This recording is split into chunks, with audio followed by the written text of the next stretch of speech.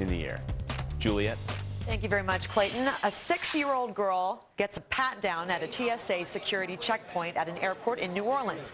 Now, the same thing reportedly happened to an 8-year-old boy from Oregon. So the question is, should kids be treated like adults and screened the same way, or is security going too far? Let's debate this one. I'm sure a lot of you have been debating it at home.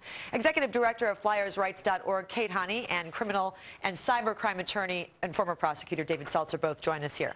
So, Kate, what do you think about this? A 6-year-old, she's getting ready to go on a flight, and all of a sudden she's getting the pat down.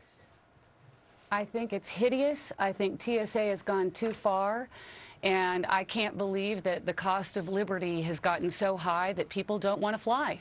What's the problem that you have with it? The fact that she's young and you don't think it's likely that she would be carrying any sort of weapon? I think that's exactly right. And if a child were going to carry a weapon, it would not be strapped on them in such a way that a TSA agent would be able to feel it. It's going to be, the next bomb is going to be an internal bomb. By all the security experts have said that that's what they anticipate happening next. It'll be detonated with a cell phone. And most likely it's not going to be a child. It's going to be an adult that's going to take those risks. David, what's your feeling on this? If you have a child and she's 6 years old getting ready to board a flight, would you have a problem if the TSA did the same thing? Absolutely not. I have a 5-month-old child. If TSA wanted to pat down my son, I'd take him out of the stroller and hand it to them. This is safety and security. If you don't want to get on a plane, don't buy that plane ticket. Terrorists use children overseas.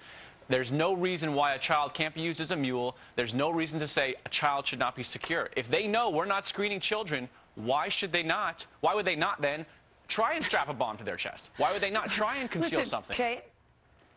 TSA is so ineffective, they've never once caught a terrorist at a checkpoint. Every single incident of terrorism, the passengers and the flight attendants have been the first line of defense inside aircraft. There is no one that wants airline passengers to be safer than we do. I saw you shaking your head real quick. I'll give you the final answer on that one. Yeah, but you're creating a situation here saying we're not going to screen kids. Okay, what's the next answer? We're not going to screen anyone over 65? We have to screen these people. I'm saying we should use biometric technology and pre-screen people by creating a fly list, having people get retinal scans, having them, or iris scans, fingerprinted. And they can do that with children. Go ahead, David. You're going into so many search and seizure issues and Fourth Amendment issues that are not necessary for getting on a plane. The pat-down was justified. She used the back of her hand. Not intrusive. Here's what the TSA is saying. It's child molestation. They say the TSA, well, all right, we'll leave it on that one. TSA has reviewed the incident and determined that this officer followed proper current screening procedures. Administrator Pistol has tasked the agency with exploring additional ways to focus its resources and move beyond a one-size-fits-all system while maintaining a high level of security. And on that note, we've got to wrap it up. Thank you very much for joining us today. We appreciate it. All righty, 6 air traffic controllers asleep on the job since February alone, and now it turns out the FAA might have known for years that controllers were taking naps in towers, just really not doing much about it. Is a larger safety issue being ignored?